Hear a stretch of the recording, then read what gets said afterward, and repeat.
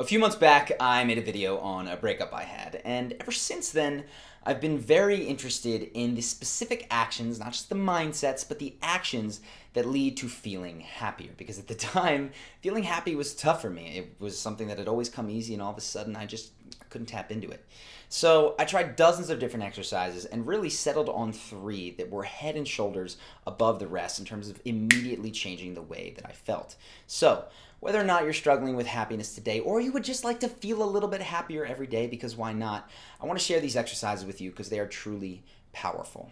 First off, create space for your brain to subconsciously solve problems. Now, I gotta explain that because what a lot of people don't realize is that we spend a lot of our time engaged in active problem solving. We're thinking about the future, we're thinking about the past, there's some kind of problem we want to solve, or we're just passively absorbing media, really, right? Whether it's from your computer screen or your phone, wherever, you're being stimulated in some way or you're directing your brain. What we don't realize is that our brains sometimes work best when left to their own devices, when we just give them space to unwind. And I realized this because when I was going through the breakup, I'm a writer, and one of the first things I did was like, I gotta write out my feelings, get rid of them, right? That's helpful.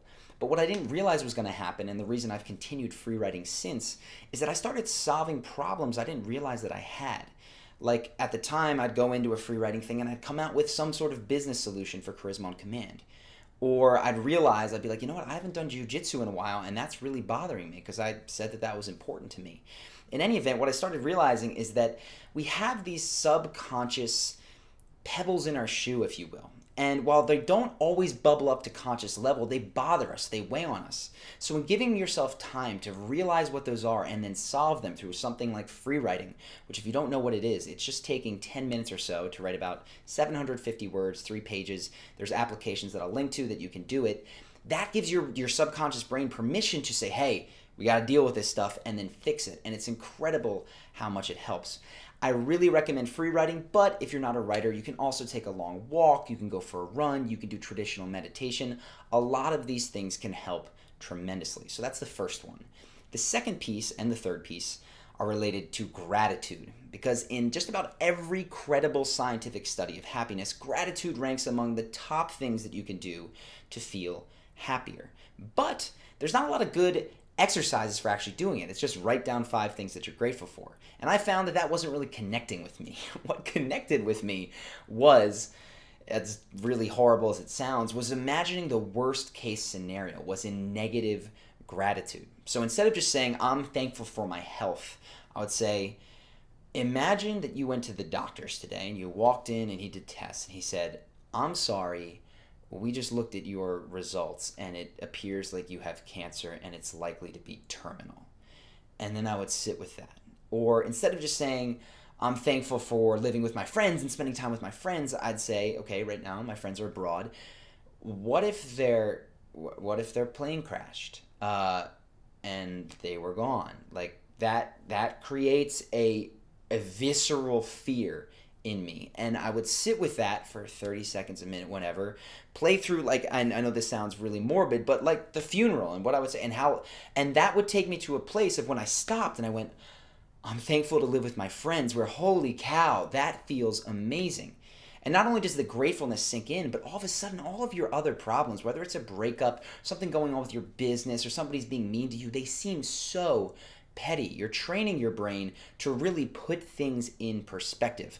You don't want to do this every minute of every day. I'm not asking you to constantly do this, but for one moment a day as you're doing these exercises to do this, I found it's really helped me tap into honest gratitude. And then the third thing, once I get there and I'm like, wow, I'm so, like, things are amazing, I'll take it to the next level and go, like, not only is it my friend's not in a plane crash, but I get to live with them, I get to hang out with them, I get to do all this cool stuff. Then when I'm feeling really good, I extend that gratitude to people that I especially am feeling envious of. And to give a quick example of someone that I might feel envious of, I love music. I've been playing guitar for 10, 12 years. I just started learning piano, and I've been trying to sing for like 3 years now. And I've moved from horrible, screeching, terrible to mediocre. And that means that when I see people that seem to do it effortlessly, especially when they're younger and they break onto the scene, there's a moment of, I like that song, but man, F that guy, like screw him. It's just not fair. And what that does is that sort of thought pattern can become habit, and you can start to see it in other areas of life. So, rooting it out is going to help you be much more happy. And what I'll do here is go, okay, take someone that I really like his music, but I'm jealous. Shawn Mendes, kid sings great. I'll go, you know what? That's amazing that he gets to travel the world and express himself musically for so many people. That his full-time job is to just get better and better and better at that. That is amazing. That's so cool for him. Or if I see someone that has anything, right? You know, it doesn't have to be someone that I'm jealous of. Right now my friends are traveling. I don't want to travel, but I can go, that's really great for them that they get to travel. They've been wanting to do this for so long. You train yourself. You do 5 things that you're grateful for and the opposite, but then 5 things that other people have that you don't have a reason to be grateful for, but just try to tap into that gratefulness for them anyway. It can feel hard at first, but go through this practice. And what you become is really incredibly charismatic. This is tough for me, but if you can really be the guy or the girl who is out there and is genuinely happy when good things happen to other people, like filled to the brim, man, that's the kind of person other people want to be around, and it just gives you so much more happiness in the world to tap into and have yourself. So I hope that you guys do these things. If you want to roll them all into one concrete thing that takes 10, 20 minutes, it's go to the apps in the description and do your free writing. That's just, let yourself write, brain dump, get things out, solve some problems. Then at the end, do 2 or 3 minutes of this negative gratitude, where you're only going to write down 5 things, but you're going to sit actually, and you're going to think about, man, what would the opposite of this be? And really associate with that, and then be grateful for the things that you have. And then when you're feeling good, you're like, man, my life is so fortunate. Not only these bad things aren't happening, but that I wasn't born in the 5th century, and there's just so much to be grateful for just about every person in the world, especially those of us who can have leisure time to watch YouTube. Then you go and you spread that gratitude to other people. It takes about 20 minutes, 10, 20 minutes a day, and if you do that, you will find that you condition yourself to be happier all the time. So I hope that you guys have found this helpful. If you have, make sure to subscribe to the channel.